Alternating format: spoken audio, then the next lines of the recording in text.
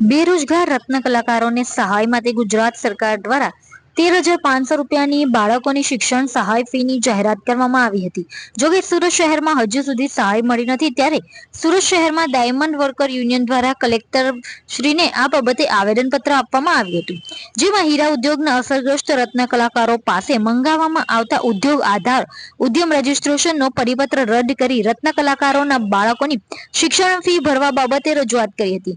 Diamond worker યુનિયનના ઉપપ્રમુખ ભાવેશ તાંકે જણાવ્યું હતું કે હીરા ઉદ્યોગમાં 2 વર્ષથી ચાલતી આવેલી મંદીમાં સરકારે 13,500 રૂપિયાની શિક્ષણ ફી રાહતની જાહેરાત કરી હતી. માંડ ડોક્યુમેન્ટ ભેગા કરીને 70,000 થી વધુ રત્ન કલાકારો સુરત શહેરમાં અને સમગ્ર ગુજરાતમાં 1 લાખ કરતા વધારે રત્ન કલાકારોએ ફોર્મ ભર્યા હતા. ત્યારબાદ સુરત ડાયમંડ એસોસિએશન પાસે અને ત્યારબાદ સ્કૂલોની અંદર ધક્કા ખવડાવવામાં આવ્યા હતા. તેમણે વધુમાં જણાવ્યું હતું કે નવો પરિપત્ર જાહેર કરી દેવામાં આવ્યો છે કે જિલ્લા ઉદ્યોગ કેન્દ્રની અંદર નોંધાયેલું કારખાનું રજીસ્ટર જમા કરવો તો જ તમારા બાળકોની શિક્ષણ ફી ભરાશે.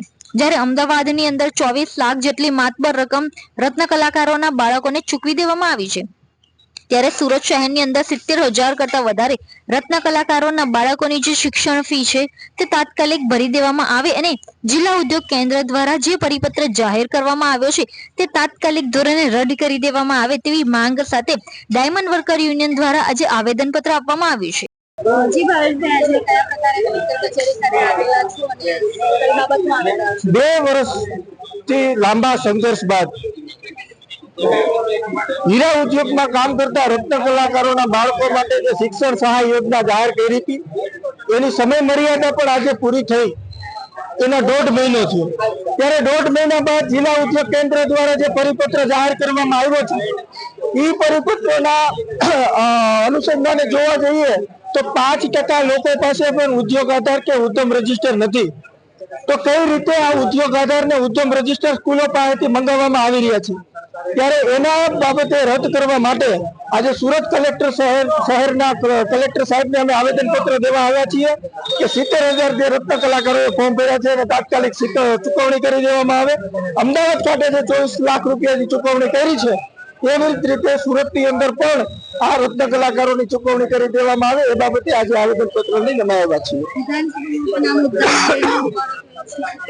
વિધાનસભામાં વિરોધ પક્ષના 3 નેતાઓએ આ સવાલ પૂછ્યા હતા. એની અંદર જાણવા મળેલું છે કે 24 લાખ જેટલાની રકમ અમદાવાદ ખાતે ફાળવી દેવામાં આવી છે અને અમને પણ એવી પણ માહિતી છે કે સુરતની અંદર પણ ગ્રાન્ટ આપી દેવામાં આવી છે. તો તાત્કાલિક શિક્ષણ ફી ભરી દેવામાં આવે. આજે અમે એ જ માંગ લઈ અને સુરત કલેક્ટર સાહેબ પાસે અમે આવ્યા છીએ. આજે અમે કલેક્ટર કચેરીએ એ બાબતે આવેદનપત્ર આપવામાં આવ્યા છીએ કે સરકારે હીરા ઉદ્યોગના રત્ન કલાકારો માટે 13,500 ની શિક્ષણ ફી સહાય જાહેર કરેલ હતી, પરંતુ આજે 2 થી 3 મહિના થવા છતાં પણ રત્ન કલાકારોના બાળકોને શિક્ષણ ફી મળી નથી. અને દિવાળી ઉપર આવી રહી છે. શિક્ષણ જે સ્કૂલ સંચાલકો છે એ રત્ન કલાકારોના બાળકો પાસે ફીની ઉઘરાણી કરી રહ્યા છે અને એવું દબાણ કરી રહ્યા છે કે જો ફી નહીં ભરવામાં આવે તો તમારા બાળકોને પરીક્ષામાં બેસવા દેવામાં નહીં આવે. ત્યારે આટલો સમય થવા છતાં પણ શિક્ષણ ફી ભરવાને બદલે સરકાર હજી એવું નવું રજીસ્ટ્રેશન, નવું એક પરિપત્ર લઈને આવી છે કે જેમાં ઉદ્યોગ આધાર હોવું ફરજિયાત છે અને ઉદ્યમ રજીસ્ટ્રેશન હોવું ફરજિયાત છે.